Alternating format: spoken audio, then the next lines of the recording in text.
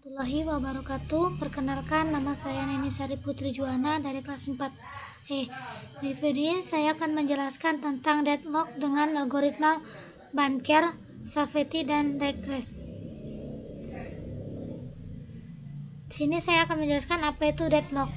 Deadlock adalah situasi proses yang saling menunggu untuk waktu yang tidak pasti karena sumber daya yang tidak tersedia dan sedang digunakan oleh proses lainnya.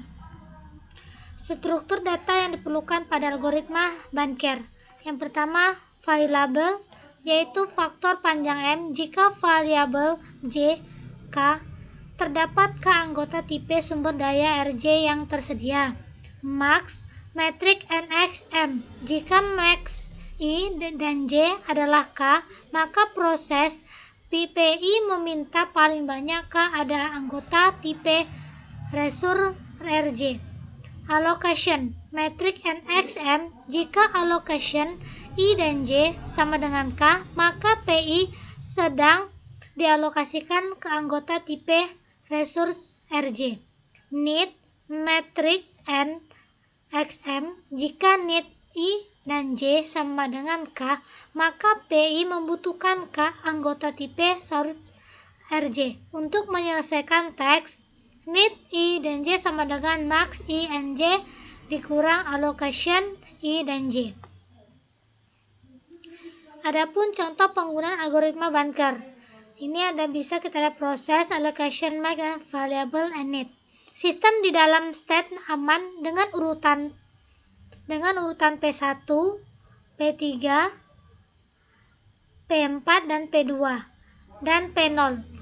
Lebih besar yang memenuhi kriteria algoritma Safety. Misal, proses P1 meminta tambahan anggota tipe sumber daya A dan 2 anggota tipe sumber daya C, sehingga request 1 sama dengan 1, 0, dan 2. Untuk menentukan apakah permintaan dapat segera dipenuhi, pertama harus diperiksa apakah request 1 available 102 dan 332. Ternyata benar. Kemudian harus ditentukan apakah sistem berada dalam sistem aman setelah mengeksekusi algoritma Safety. Ternyata urutan lebih P1, P3, P4, PO, dan P2 memenuhi kriteria Safety. Setelah sistem berada pada state di atas, permintaan 330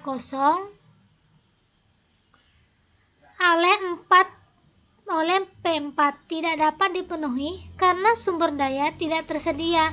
Permintaan 020 oleh P1 juga tidak dapat dipenuhi karena meskipun sumber daya tersedia, state hasil tidak aman. Adapun algoritma Banker terdiri atas algoritma Safety dan algoritma source request. Algoritma Safety adalah algoritma yang dipakai oleh bankir untuk memeriksa keadaan sistem setelah peminjaman, apakah berada dalam kondisi safe atau tidak. Apabila berada dalam kondisi safe, maka ini berarti dana yang tersisa dapat menjamin memenuhi pinjaman oleh semua customer yang masih aktif. Semua proses akan berakhir dengan aman dan tidak akan menyebabkan deadlock. Yang kedua, algoritma source request. Algoritma ini dipakai bankir untuk menentukan apakah peminjaman sumber daya disetujui atau ditunda. Algoritma ini dieksekusi oleh bankir setiap terjadinya permohonan kredit atas source oleh customer. Adapun cara kerja algoritma Safety dan algoritma source request. Cara kerja Safety. Yang pertama, set nilai worth sama dengan variable. Variable adalah sama dengan dana yang masih tersisa di bank setelah peminjaman. Yang B, set nilai finish I atau false untuk semua customer. Yang C, cari semua customer yang memiliki needs atau keperluan lebih kecil dan atau sama dengan nilai worth. Y besar need dihitung dengan menggunakan nilai maksimum resource customer dengan nilai selection resource customer. Adapun cara kerja resource request. Yang A, jika permohonan kredit request lebih besar dari sisa records, maka bank atau available, maka permohonan kredit ditunda atau pending. Yang B, bankir berpura-pura meminjamkan saur C kepada customer, available saur kepada bank dikurangi dengan besar request. C, jalankan algoritma Safety. Yang terakhir, apabila algoritma Safety menghasilkan keadaan safe, maka realisasi permohonan kredit. Apabila algoritma Safety menghasilkan kredit unsafe, maka permohonan kredit ditunda. Cukup sekian penjelasan dari saya. Saya mohon maaf jika ada penjelasan yang kurang jelas. Saya akhiri. Assalamualaikum warahmatullahi wabarakatuh.